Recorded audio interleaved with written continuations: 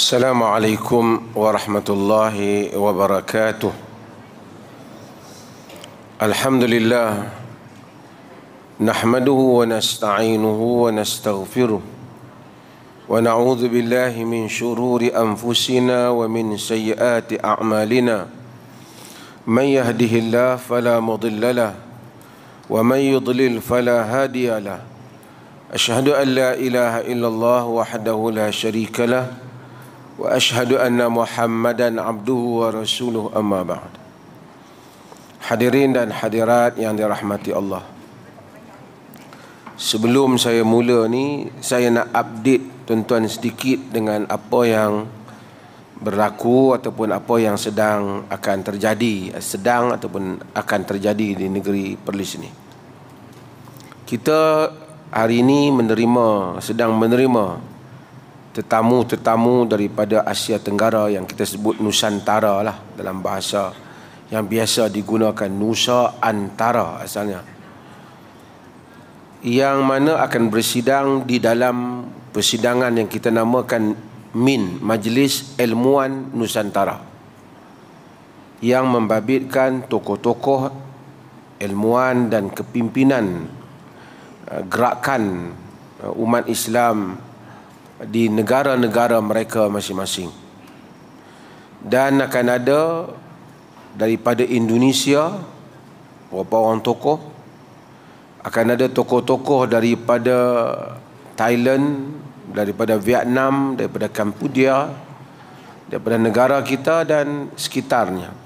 Dan mereka sebahagiannya telah sampai dengan negeri Perlis ini. Besok akan bermulanya persidangan tersebut. Saya nak bagi tahu tuan-tuan ni, bagi memaklumkan bahawasanya kita sedang baru-baru ni ada International Convention, Police Convention, Sunnah Convention yang membabitkan tokoh-tokoh antarabangsa.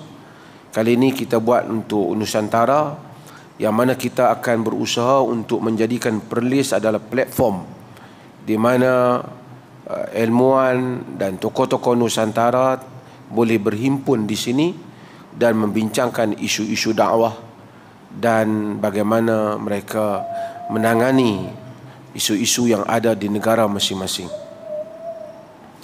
Ia bukan majlis terbuka, tapi persidangan kita tutup. Kemudian kita akan ada tausiah di Masjid Alwi ini yang akan membabitkan sebahagian daripada tokoh-tokoh tersebut. Dan tuan-tuan semua dijemput hadir, insya-Allah.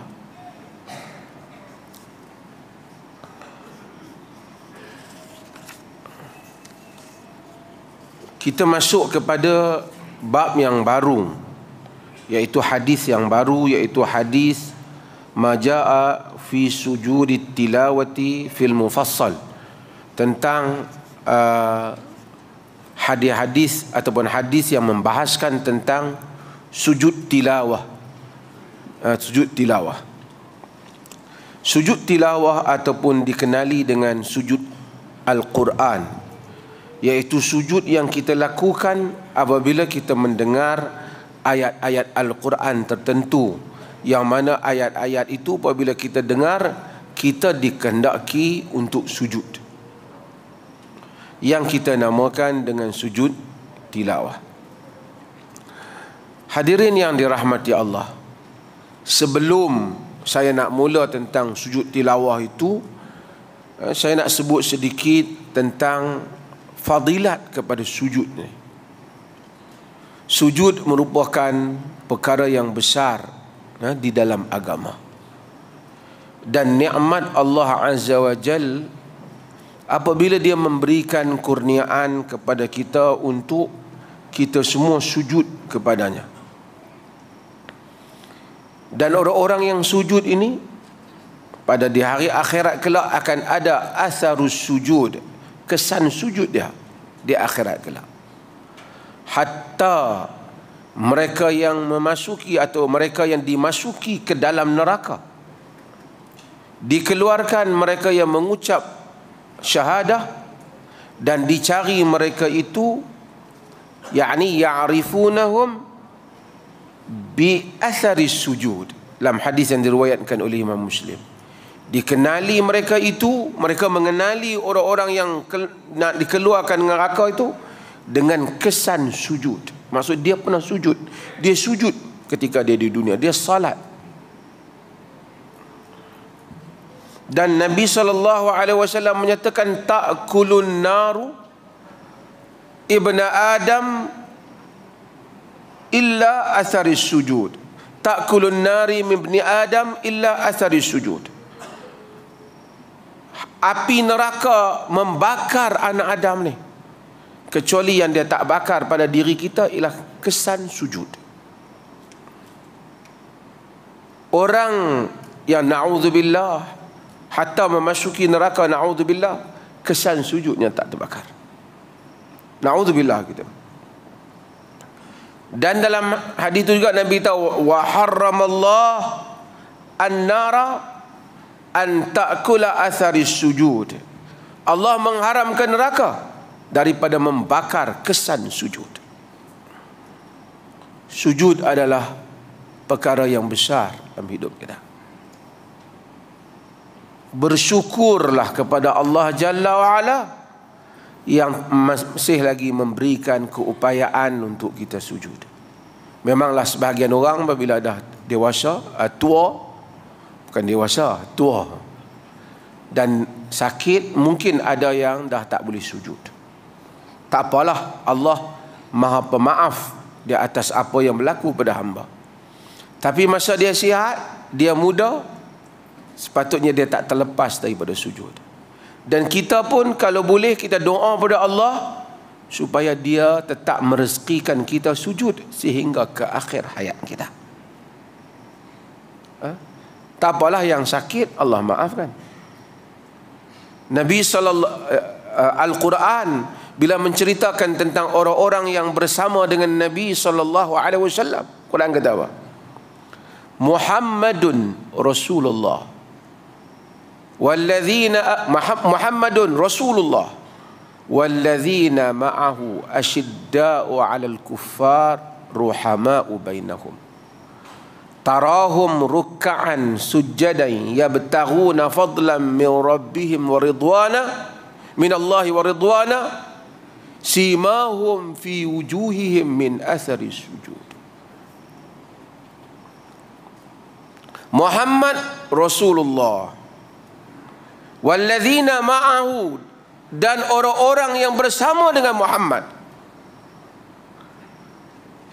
asyidda'u 'alal kuffar ruhama'u bainahum, keras dengan golongan kufar dan berkasih sayang di kalangan mereka. Kamu lihat mereka itu ruk'an sujada, rukuk dan sujud, mencari redha Allah Subhanahu wa taala, mencari kurniaan Allah dan redanya. Simahum fi wujuhihim min athari sujud, tanda mereka pada wajah mereka itu ialah kesan sujud. Athari sujud, kesan sujud. Apa maksud kesan sujud? Para ulama berbahas tentang apa kesan sujud ni. Adakah kesan sujud dengan dai yang hitam? Tentulah bukan itu menjadi maksudnya. Kalau orang tu kesan dainya hitam kerana dia kuat sujud dan dia bukan sengaja nak bagi jadi hitam, tak apalah. Jangan sebahagian orang tu dia cari tempat yang keras sikit supaya kasar sikit, supaya nampak hitam dai dia. Bukan itu maksudnya. Tidak dinukilkan daripada syama'il Nabi itu, ciri-ciri sifat Nabi itu ada kesan sujud di dainya. Kalau ada tak apa, tapi maksud Nabi tak ada. Nabi lebih banyak sujud. Tentulah itu bukan maksudnya. Sebahagian para ulama seperti salaf, seperti Mujahid dan seumpamanya, mereka tidak suka kalau orang tu sengaja menjadikan kesan di dainya. Dibimbangi itu menimbulkan riak. Tapi kalau dia tak ni, memang dah ada kesan di dai dia kerana dia sujud, bukan dia nak buat, itu kesan yang tidak mengapa dengannya, dan mudah-mudahan ini satu kebaikan tanda pada diri dia.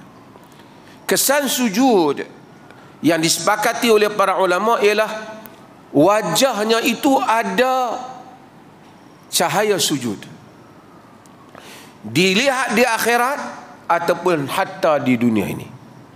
Orang-orang yang ahli ibadah, ahli salat, ahli sujud, kita lihat wajahnya, hati orang-orang yang beriman, jantung hati orang beriman tahu dia ni ahli salat. Ada nur di wajahnya. Bukan mesti dia orang dia mesti putih. Hatta kalau kulitnya hitam, nampak cahaya sujud itu. Siapa yang tengok kawan-kawan dia sebelum semayang dengan selepas semayang, mungkin dia akan beza. Hatta kita tengok kadang-kadang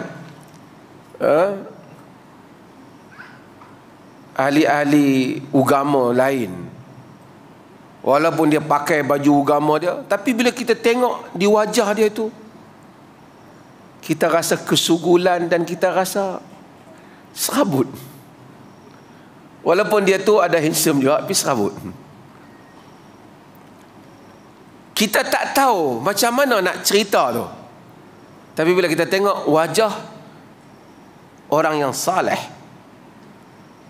kita tahu pada diri wajahnya itu ada nur, ada cahaya saleh dah. Bagi orang-orang yang mudah-mudahan Allah jadikan, jika tak orang nampak di dunia pun, Allah nampak di akhirat. Allah jadikan di akhirat, orang mukmin nampak di akhirat wajah orang-orang yang bersujud pada Allah Jalla wa'ala. Simahum fi wujuhihim min atharis sujud. Quran telah jelas. Ada riwayat kata-kata Jabir, ini bukan hadis Nabi. Kata-kata Jabir atau kalangan yang salah menyebut, man kathurat salatuhu bil lail hasuna wajhuhu bin nahar. Siapa yang banyak salat dia pada waktu malam, elok wajahnya pada waktu siang.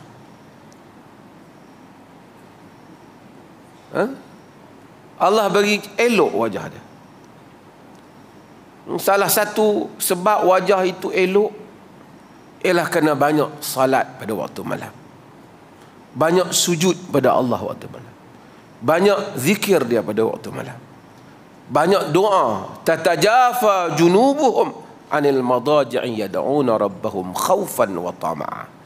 Renggang tempat lambung mereka daripada tempat tidur.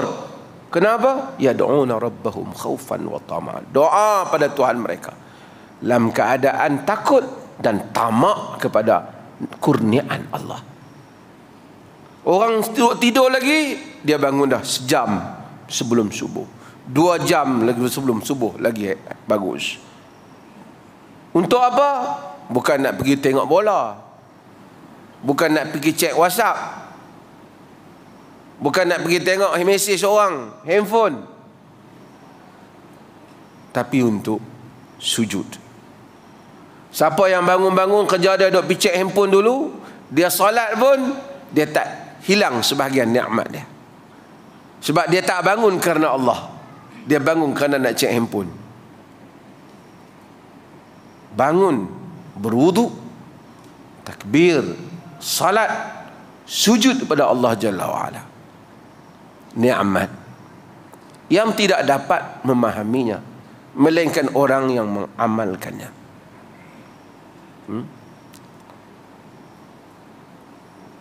Sebab itu Nabi SAW sebut dalam hadis yang kita berulang kali, berpuluh kali baca, aqrabu ma yakunu al-'abdu min rabbih wa huwa sajid fa akthiru du'a.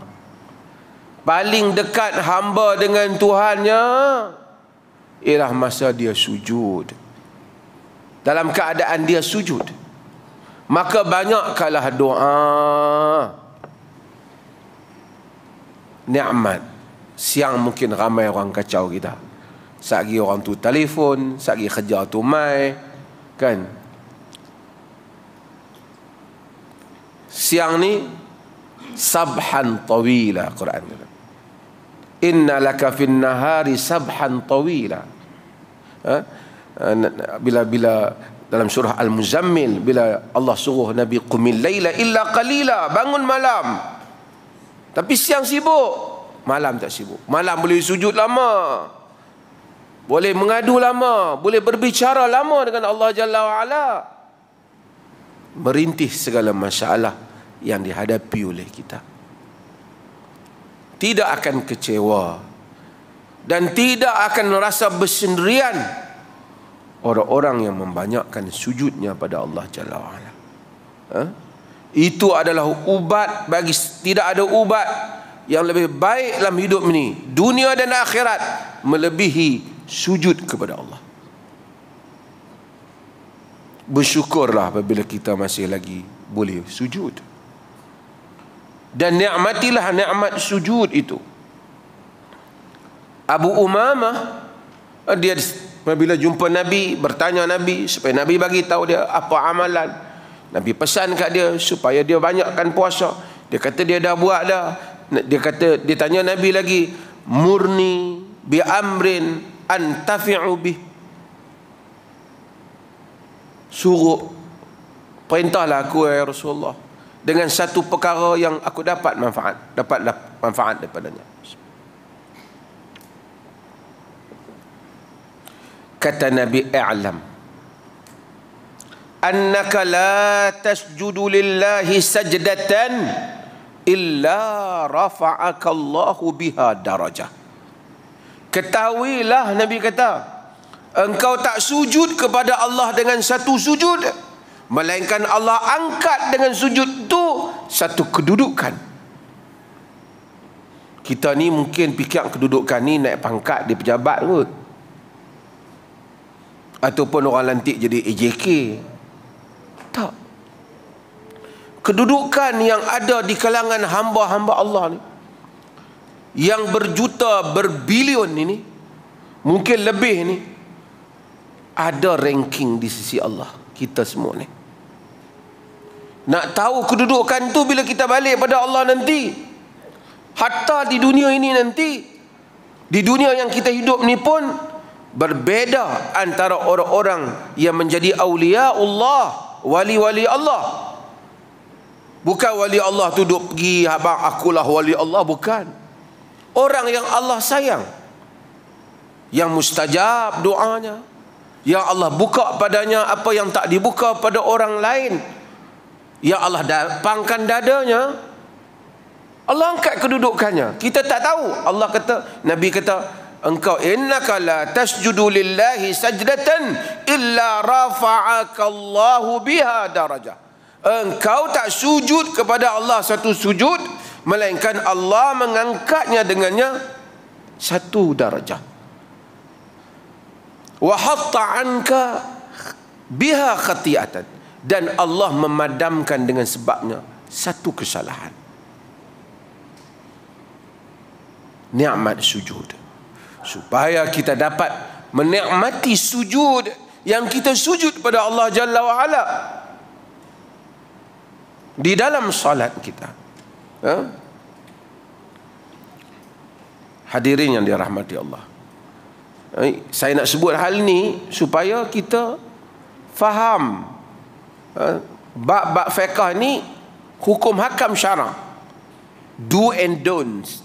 Tapi Allah tidak memerintahkan perbuatan itu, kerana Allah memperoleh manfaat daripadanya. Maha suci Allah daripada memperoleh apa-apa manfaat daripada perbuatan kita, kerana Allah itu ghaniyun hamid, maha kaya lagi maha terpuji.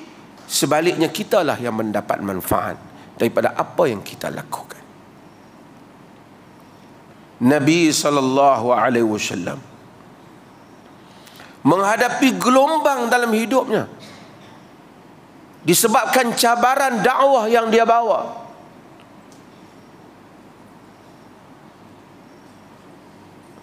Terutama yang Nabi hadapi yang menyakitkan itu bukan serangan senjata. Perang berapa kali je peperangan. Tapi hari-hari yang Nabi hadapi apa? Perkataan orang. Orang tu kata, orang ni kutuk, orang tu fitnah.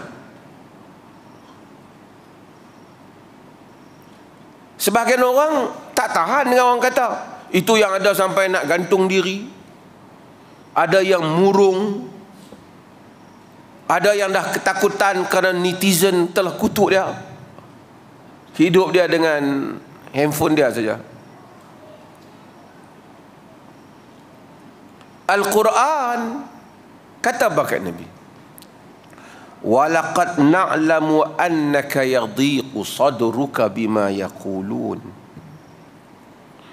Allah kata sesungguhnya kami benar-benar tahu, annaka yadhiqu sadruka bima yaqulun, sesungguhnya engkau telah sempitlah dadamu dengan apa yang mereka katakan. Banyak sangat, hatta Nabi yang telah Allah bedah dadanya di dalam peristiwa Isra dan Mi'raj, yang telah disucikan, dimasukkan hikmah, terasa perkataan orang yang banyak itu kepadanya. Yadhiqu sadruka bima yaqulun. Ubatnya apa? Allah jawab terus, fasabbih bihamdi rabbika wa kun minasyajidin. Engkau bertasbihlah, memuji Tuhanmu. Bukan soal jawab mereka, kau puji Tuhan dulu. Subhanallah, alhamdulillah, Allahu Akbar.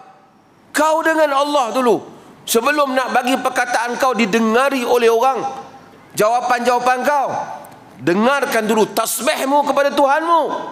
Fasabbih bihamdi rabbik wa kun minasyajidin, dan jadilah engkau di kalangan orang yang sujud. Sujud bagi selesai masalah kau.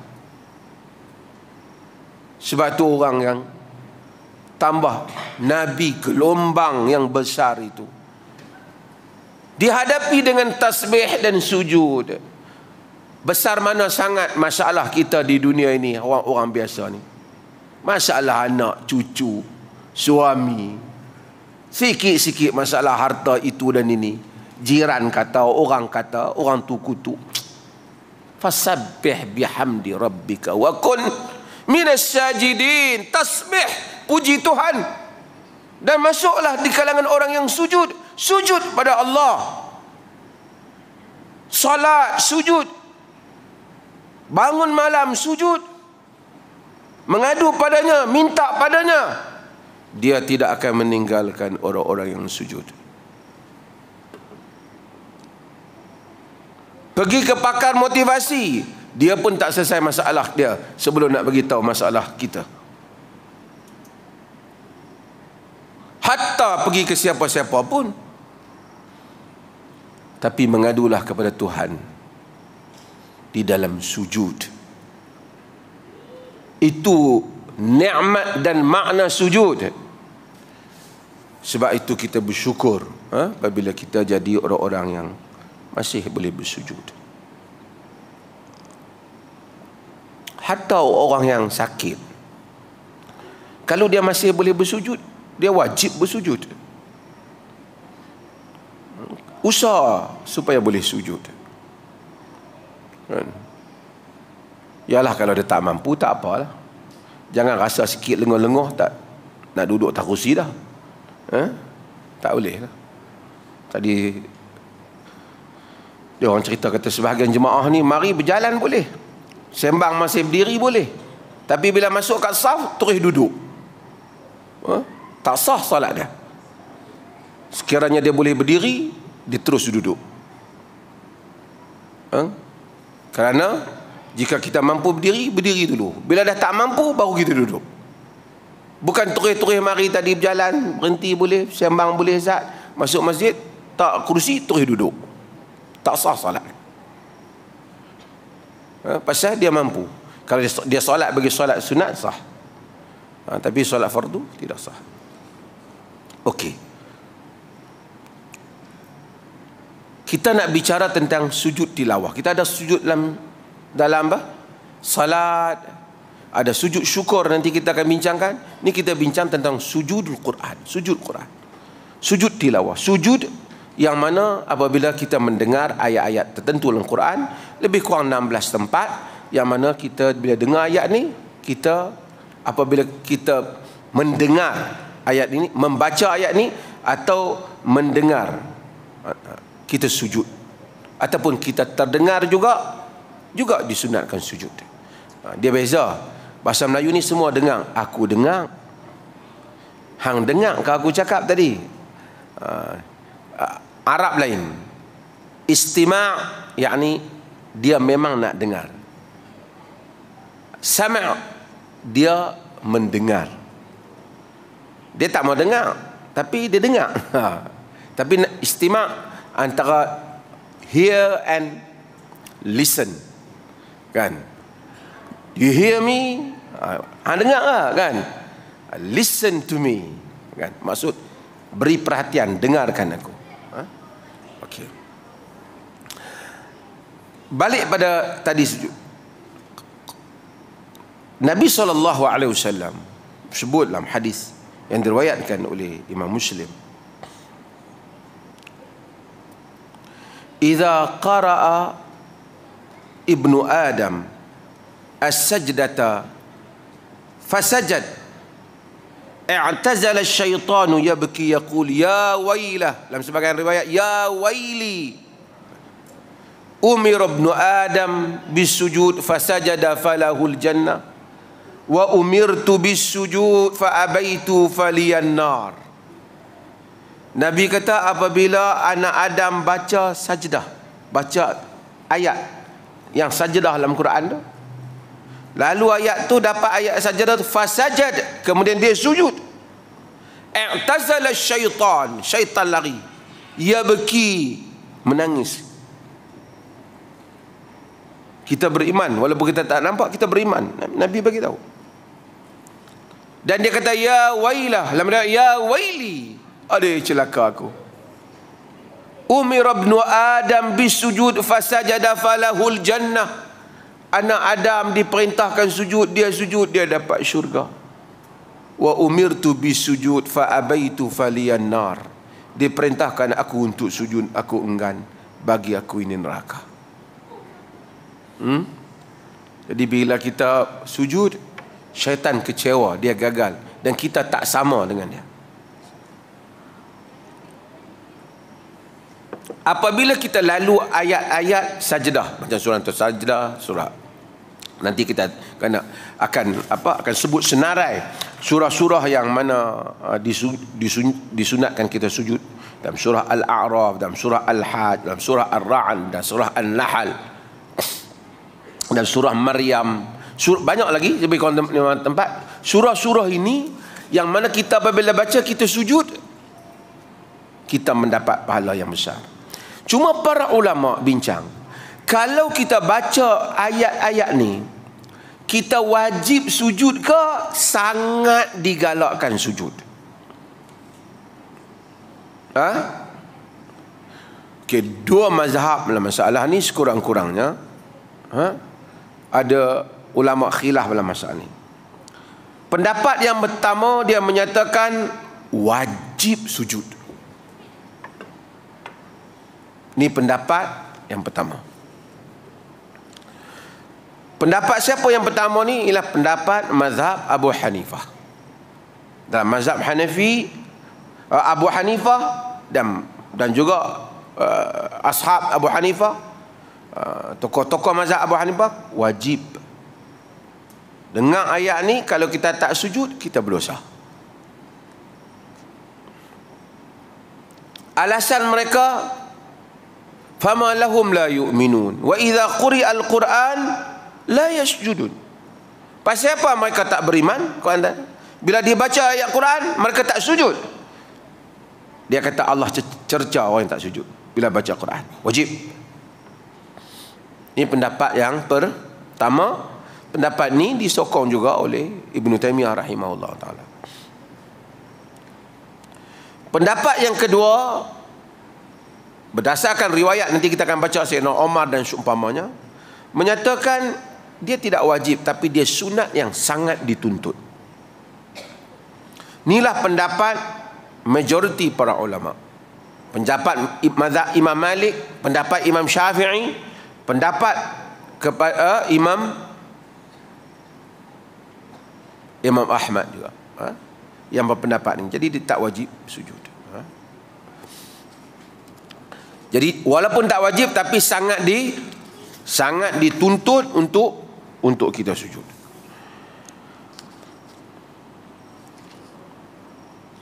Pendapat ini para ulama yang bahaskan juga menyimpulkan, kalau orang baca Quran dia sujud, kita mendengar, kita dengar orang baca Quran, bila sampai ayat sujud tu dia sujud, kita pun sujud. Kalau dia tak sujud, kita tidak begitu dituntut untuk sujud, walaupun boleh juga kita sujud. Tapi lebih dituntut kalau dia sujud, kita sujud bersama dengannya. Nanti kita akan datang hadis di mana Nabi baca ayat Nabi sujud dan semua para sahabat sujud, sehingga hampir tidak ada ruang untuk mereka letakkan dahi mereka. Maksud bila orang yang baca sujud, kita sujud. Apabila orang baca Quran, ada dua jenis. Satu, orang yang memang dia duduk dengar Quran tu, lalu ayat sujud. Kalau kita dengar ayat Quran hak baca kaset tu, kita tuan kaset tu tak sujud. Macam tatbik yang ni kita tak sujud lah. Tapi kalau kita tengoklah halaqah, satu orang baca ayat sujud, dia sujud. Kita duduk dengar dia baca, kita pun sujud bersama dengan dia. Kalau kita bukan nak dengar dia baca, kita lalu tiba-tiba terdengar dia baca, boleh juga sujud, tapi tidaklah begitu dituntut seperti mana tuntutan muakkadah yang sangat dituntut bagi orang yang membaca dan memang mendengar Al-Quran. Maksud kita sambil lalu tengok-tengok orang baca ayat sujud, kita bukan nak dengar dia baca, terdengar saja.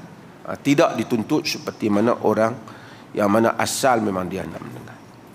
Okey, ada beberapa tempat tuan-tuan semua tahu, mudahnya tengok dalam Quran lah, hak mana dia tanda yang mana sajdah tu, tuan-tuan tengok di situ. Dan ada beberapa tempat, lebih kurang 15 tempat, sebahagian yang saya sebut tadi, dan ada juga dalam surah Furqan, ada juga dalam surah Sajdah yang kita duk baca, dalam surah Sad, nanti kita akan baca dalam surah Fussilat, dan dalam surah Sad tu kita tengok ada perbincangan surah An-Najm pada ayat yang akhir tu, fasjudu lillahi wa'budu, kan, yang ayat yang akhir tu. Kemudian dalam surah apa lagi, Al-Alaq, wasjud waqtarib. Ulama-ulama nanti kita akan bincang, bila kalau dia baca ayat tu, dia sujud, dia bangkit, tak ada ayat, apa patut dia buat? Adakah patut dia baca tambah ayat, lepas tu baru rokok? Ataupun dia boleh rokok terus lepas dia berdiri? Kedua-duanya boleh. Tapi yang lebih baik jika dia baca sedikit ayat yang lain, kemudian dia rokok, dan seterusnya. Dan seterusnya. Okey, sebelum ni saya nak sebut sikit 2-3 benda. Wajib wuduk tak sujud tilawah ni? Adakah kita wajib berwuduk ataupun tak?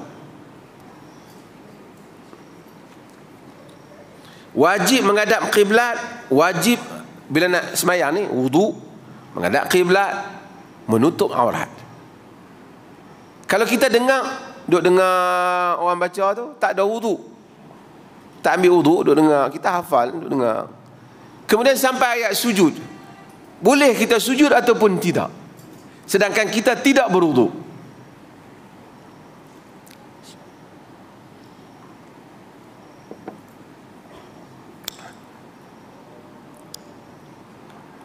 Majoriti para ulama mereka mensyaratkan hendaklah berwuduk, menghadap kiblat dan tutup aurat. Tapi sebahagian para ulama seperti Ibnu Taimiyah tadi dia kerah tadi bab tadi wajib, tapi bab ni dia kata tak wajib ada wuduk. Pendapat ni Ibn Baz, mufti Saudi dulu sokong pendapat ni. Sebelum tu Ibn Qayyim juga dengan pendapat ni. Tak syarat dia kata. Dengar je boleh. Cuma yang terbaiknya kalau ada wuduk lah. Tuan-tuan yang dengar kuliah ni, terutama yang tak main kuliah ni, dia dengar rakaman tapi dia tak biasa dengan fiqh dan dia ada renjatan letrit sikit dalam badan dia, saya nak bagi faham. Apabila orang kata tidak wajib, bukan bererti orang suruh sujud tanpa wudu. Orang bagi tahu fiqh dia kata macam tu. Macam kes Dr. Usaimi kata apa? Ada ulama kata paha bukan aurat. Habis tu dia kata kenapa dia mai kuliah pakai seluar panjang? Itulah orang-orang yang tidak begitu sihat pemikiran mereka. Bila orang kata kalau macam tu, mazhab Syafi'i kata antara pusat dengan lutut, hang mai kuliah tak payah pakai baju lah. Itulah masalah dia. Dia tak faham fiqh ni, orang kata kadar yang boleh. Bukan saya nak sokong kaul mana, tapi misalnya kita kata sentuh perempuan tanpa syahwat tidak membatalkan wudu. Kita bagi tahu mazhab ada macam ni dan ada mazhab yang macam ni. Macam kita mengajar. Oh macam tu hang senanglah boleh pi raba perempuan. Apa punya mangkak? Orang cerita batal tak batal. Yang dia ada pergi kalut nak pergi raba perempuan pasal apa? Orang cerita macam orang kata, kalau kita kata emas, pakai emas gold, pakai emas haram tapi tidak membatalkan solat. Oh macam tu hampa nak sembahyang pergi cari rantai bini hampa lah. Apa punya mangkak? Orang cerita batal tak batal, nak cerita sisi hukum. Tuan-tuan faham tak? Kalau sebab tu orang jenis ni dia tak boleh mengaji fiqh apa, dia penin, dia kira nak komen tapi dia mempunyai masalah kemurungan yang serius. Kalau dia baca dalam dan kitab-kitab para fuqaha menyatakan mani laisa bin najis, bukan najis. Mani tidak najis. Maksud kena pakai. Oh kalau tak najis tu hampa boleh minum. Apa punya mangkak? Macam itulah depa ni. Orang cerita baik lain, dia nak pi andai macam lain. Orang kata sentuh perempuan tak betul. Oh macam tu senanglah. Pi kat lebuh raya masa nak bayar tol, pi pegang tangan perempuan tu. Yang ni telan ubat tak ancong. Tapi dia sebab tu kuliah pengajian, orang mengaji agama ni kau jadi cerdik, bukan mengaji kau jadi orang tu sebut bukan jadi bodoh. Tapi bukan kita, tapi bila setengah orang tu terlalu banyak dok kena kata bodoh, jadi bodoh sungguh. Jadi kita mengaji supaya kita cerdik. Ini soal hukum. Pakai sutra lelaki tak boleh. Tapi kalau lelaki pakai sutra, dia pakai baju sutra, dia semayang, sah ataupun tak? Oh, macam tu hampa nak pakai sutra? Mana? Orang cerita bab sah ataupun tidak. Macam tu lah orang cerita bab ni. Oh, dia tengok tu, dah suruh orang pergi sujud tanpa ambil wuduk pula tu. Orang cerita kalau dia sujud tanpa wudu, ada tak ulama yang kata boleh? Ada. Tapi yang terbaiknya jumhur kata hendaklah berwudu. Bukan orang pi suruh sujud tanpa wudu. Sebab tu kewajipan agama ni kepada orang-orang yang berakil dan baligh. Ada akal dan baligh. Kadang-kadang baligh tapi akal tak ada. Bila dia mengaji fiqh, dia demam. Dia dengar, pasal dia tak pernah dengar dalil apa, dia hanya mengaji macam tu saja. Dia tak mau tahu sebab apa. Kita di sini kita mengaji bagi tahu fiqh itu demikian dan demikian perbahasan para fuqaha. Alhamdulillah. Hadirin yang dirahmati Allah, apakah bacaan nanti bila kita masuk hadis dia tak banyak, sebab tu saya nak rangkumkan dulu, nanti kita akan masuk. Apakah bacaan ketika kita sujud sajdah? Tuan-tuan panggil sujud sajadah lah. Sujud sajdah ataupun sujud tilawah ni. Apa bacaan?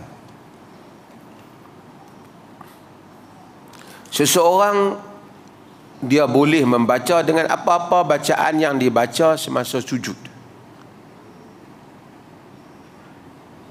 Di samping itu ada riwayat daripada Aisyah radhiyallahu anha yang menyatakan bahawasanya Rasulullah sallallahu alaihi wasallam semacam sujudul Quran, sujud Quran, baginda sallallahu alaihi wasallam membaca sajada wajhi. Macam mana tuan baca? Sajada wajhi lilladzi khalaqahu wa sawwarahu wa syaqqa sam'ahu wa basarahu bihaulihi wa quwwatihi fatabarakallah ahsanul khaliqin. Betul tak baca tu? Riwayat ini diriwayatkan oleh Al-Imam Tirmizi, Abu Daud, Tirmizi meriwayatkan riwayat ni. Yakni masa dia sujud tu dia baca sajada wajhi, wajahku telah sujud. Lilladzi khalaqahu, kepada dia yang telah menciptakan wajah. Wa sawwarahu, dan telah membentuk wajah. Wa syaqqa sam'ahu, dan telah memberikan, menebuk, menjadikan baginya pendengaran. Wa basarahu, dan mata dan penglihatan. Bihaulihi wa quwwatihi, dengan keupayaan dan kekuatannya. Fatabarakallahu ahsanul khaliqin, maha berkat Tuhan yang sebaik-baik pencipta. Dia baca yang tu, dia puji Tuhan masa dia sujud. Allah tu macam kita sebut, huwallahul khaliqul bari'ul musawwir. Allah itu khaliq, dia pencipta kita. Khaliq al-bari, bukan saja mencipta, tapi dia melaksanakan ciptaannya. Al-musawwir, dialah al-musawwir yang telah menentukan rupa bentuk kita. Ajaib Allah ni ciptaan. Sebanyak ada alam ni tak sama belakang rupa. 1 bilion manusia tak sama, 2 bilion tak sama, 3 bilion tak sama. Kita kalau boleh lukis saja, lukis kali yang ke-1000, kau nak sama dah kot. Padahal lukis tak kertas ya. Allah cipta kita tak sama. Al-musawwir, jari ni tak sama. Kita puja Allah. Maka demikian itu bila kita sujud, terutama nanti kita akan baca hari Jumaat khususnya seperti besok, kita baca surah Sajdah. Digalakkan kita membaca surah Sajdah kerana Nabi membacanya dan kita sujud.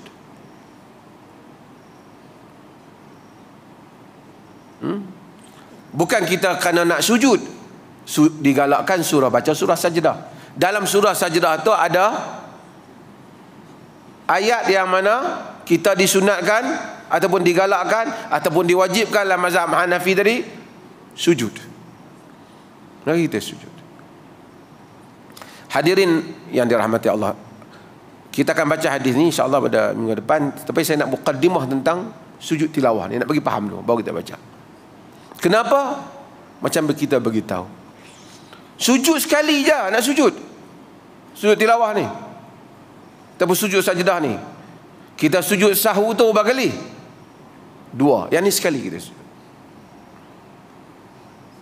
Terus sujud, tak ada bagi salam, tak, terus sujud. Tak ada, kalau luar semayang tak ada takbir, terus sujud. Dalam semayang kita takbir, kerana Nabi SAW baginda dalam solatnya, ya baginda itu di dalam setiap kulli khafdin wa raf'in, khafdin wa raf'in, dalam semua tempat turun dan naik, baginda takbir, ada pergerakan.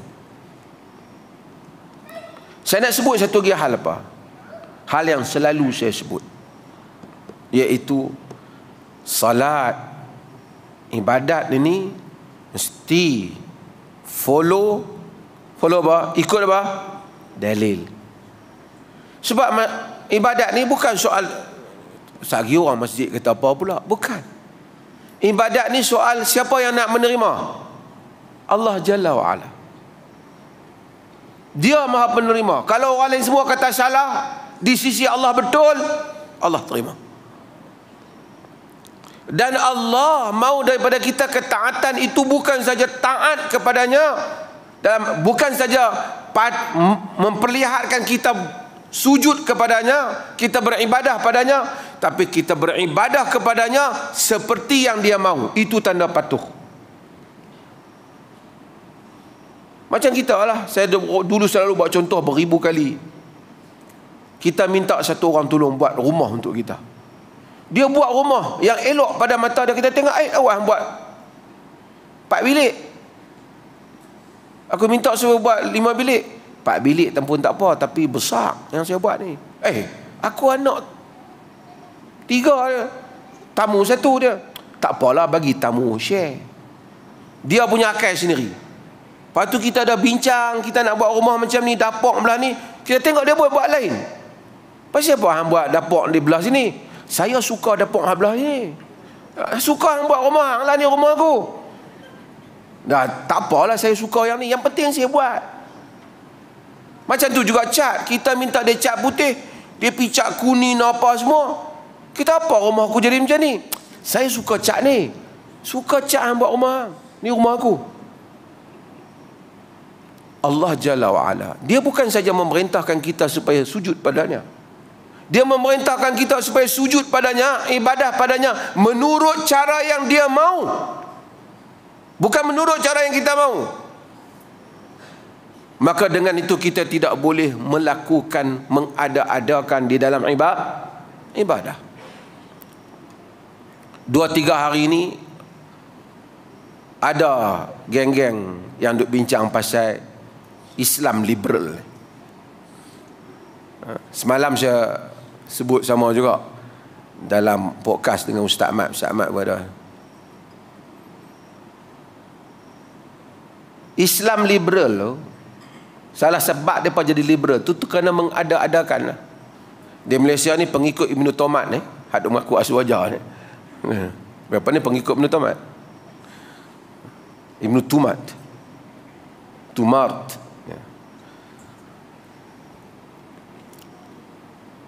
Dulu ada satu orang, nama dia Aminah Wadud. Tentu ingat nama dia.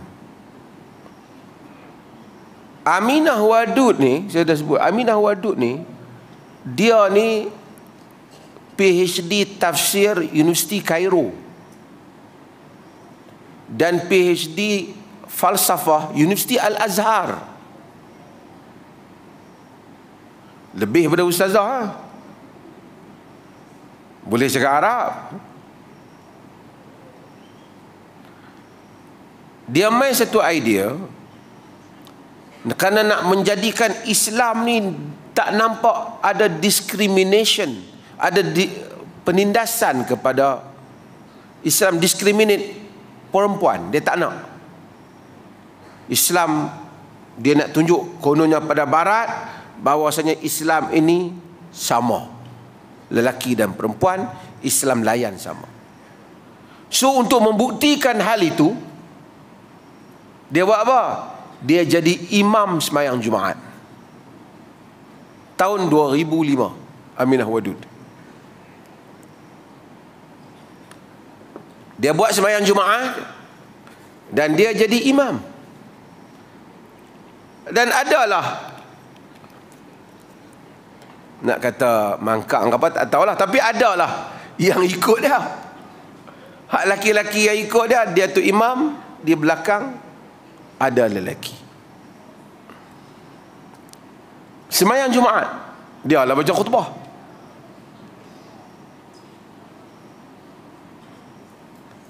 Alasan dia,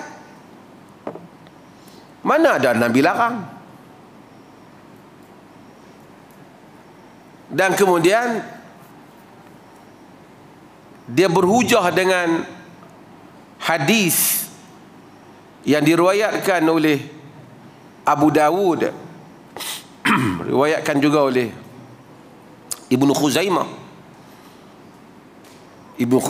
Abu Dawud meriwayatkan bahawasanya Nabi telah membenarkan kepada Ummu Waraqah untuk menjadi imam di rumah dia.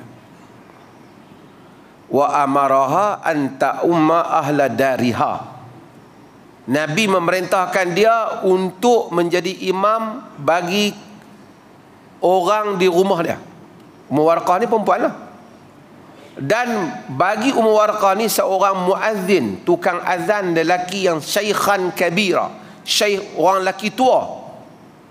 Dia pun dengan seorang hamba lelaki dan seorang hamba perempuan jadi makmum di belakang Ummu Waraqah, di rumah Ummu Waraqah. Dalam riwayat tu, riwayat ini seperti mana disebut oleh As-San'ani di dalam Subulus Salam, riwayat ini telah digunakan, telah dijadikan dalil oleh sebagian para ulama, perempuan boleh menjadi imam di rumah dia. Nak mudah tuan-tuan jadi imam, perempuan jadi imam, ada anak lelaki kecil ke sekolah menengah ke ikut kat belakang. Mak dia lagi elok lagi, di bacaan dia ikut kat belakang. Boleh ataupun tak, mereka kata boleh, selagi mana rumah mereka. Pendapat ini pendapat Abu Thawr, ni alim besar, dia murid Al-Imam Syafi'i ketika Imam Syafi'i di Baghdad. Pendapat Al-Muzani, murid kanan Imam Syafi'i, besar. Pendapat At-Tabari, dan kata Hasan, wa khalafa zalikal jamahir, jumhur, majoriti para ulama tak setuju. Jadi pendapat ni ada minoriti, ada pendapat. Tapi yang mereka sepakat, yang kata ada pendapat tu sembahyang di mana? Di rumah. Katalah anak lelaki tuan-tuan ni tak perempuan ni tak terang mana, perempuan jadi imam, dia pergi ikut hak sekolah rendah tu ke, umur dah 12 tahun, ikut mak dia kat belakang, dia lelaki. Pada pendapat ini kata boleh di rumah dia. Aminah Wadud sakan dia pergi buat imam Jumaat.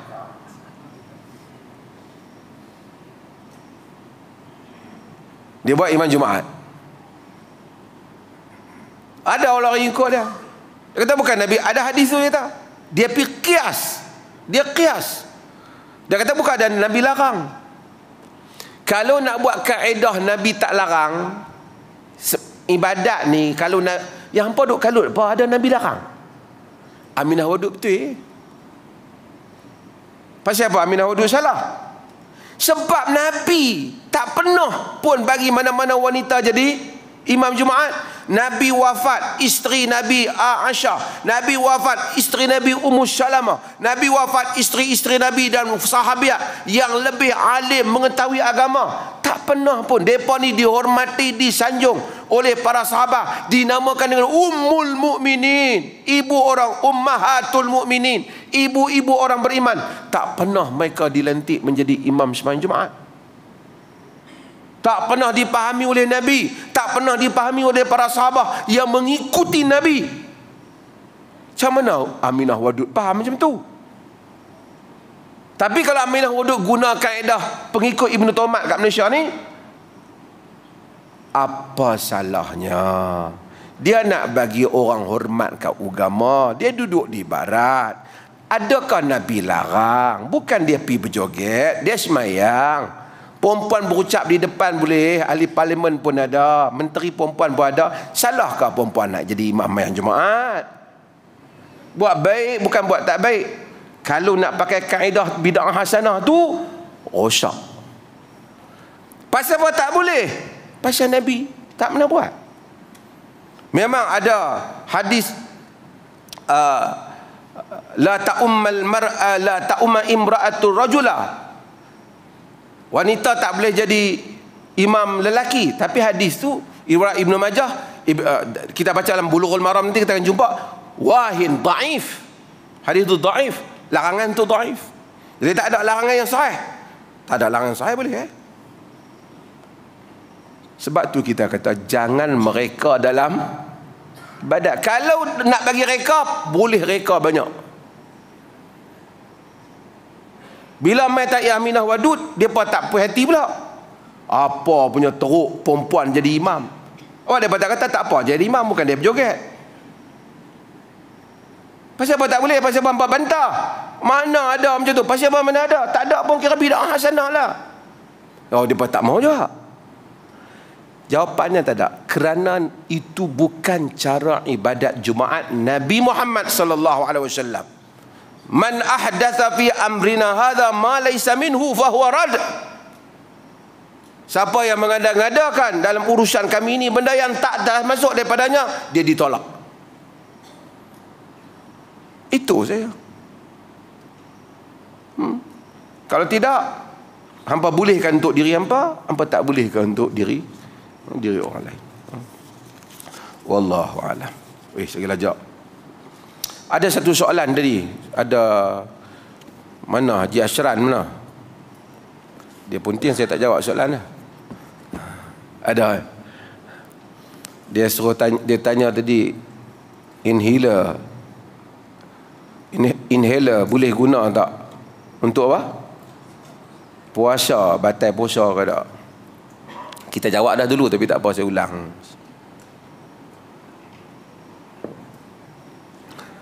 Zaman dulu sembuk untuk orang penat ni tak ada. Zaman Nabi tak ada. Zaman fuqaha pun tak ada. Fuqaha kibar dulu saya maksud tak ada.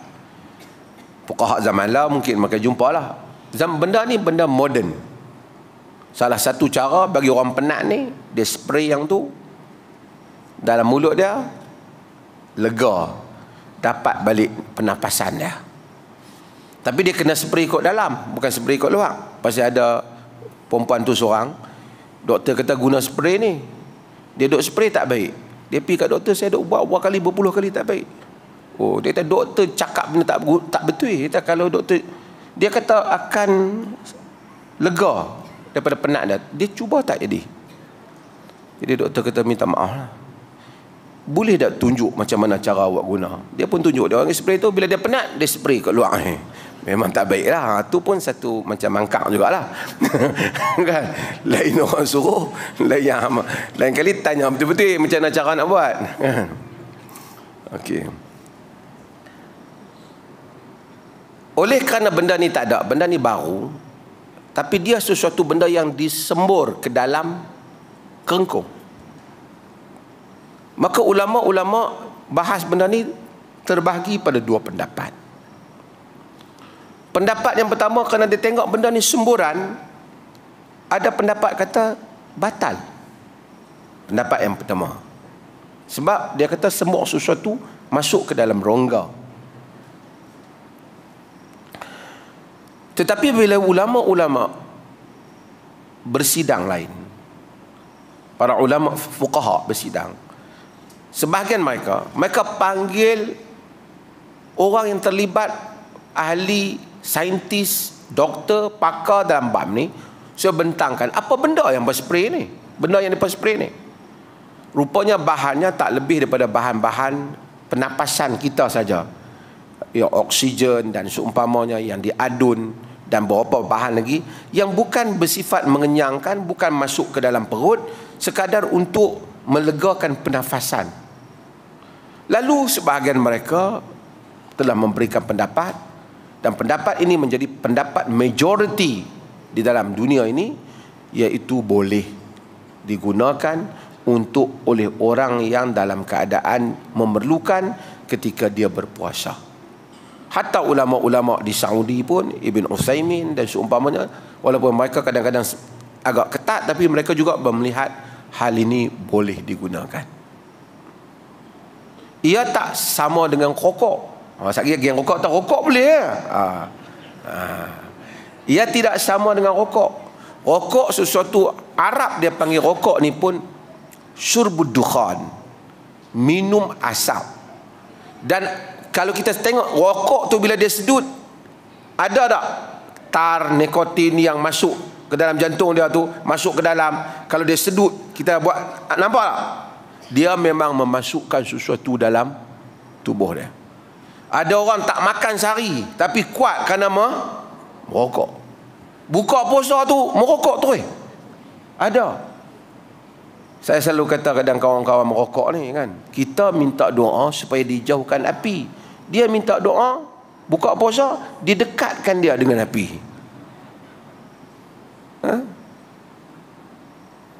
Rokok lain. Di samping tidak ada keperluan, dia memang menyedut sesuatu.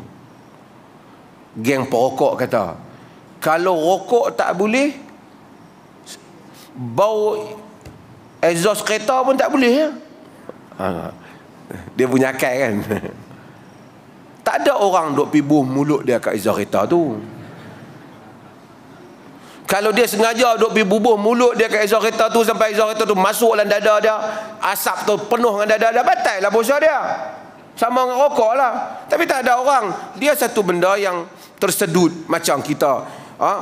Kita lalu dalam udara ni ada debu-debu yang mungkin ada debu tepung, ada debu apa, tersedut dalam hidung kita. Itu di luar daripada keupayaan kita. Yang hendak pergi bubuh hidung di apa? Exhaust kereta tu pasal apa? Tu dia punya akal nak isap rokok juga tu. Dan ada orang yang bagi pandangan boleh isap rokok, dan ini adalah pendapat yang salah dari segi kias itu. Mudah-mudahan Allah Subhanahu Wa Taala rahmati kita semua, insya-Allah, dan kita sambung kuliah kita pada minggu depan. Dan tuan-tuan mari malam bila? Hari apa? Hari Sabtu. Betul hari Sabtu ah? Betul. Hari Sabtu malam Ahad, tuan-tuan mari ke masjid ni semua ni untuk tengok tokoh-tokoh ni bercakap. Mereka akan bercakap seorang 5 minit dia. Pasal masa kita tak ada. Tapi 10 ataupun 11 mungkin lebih akan bercakap, dan supaya kita dapat berkenalan. Dan tuan-tuan, ni tahun melawat Perlis. Jadi tuan-tuan, show your hospitality, how to welcome guests to our state. Macam mana kita nak menyambut mereka ke negeri kita ini. So kita bila mereka main nanti, tuan-tuan supaya tengok tuan-tuan semua ada dengan majlis yang ramai, mudah-mudahan insya-Allah lebih memeriahkan negeri kita insya-Allah. Allah rahmati negeri kita ni mudah-mudahan dengan kedatangan orang-orang yang baik dan kedatangan orang-orang yang berhajat untuk menyambungkan ataupun meneruskan perjuangan dakwah insya-Allah. Sekian, wassalamualaikum warahmatullahi wabarakatuh.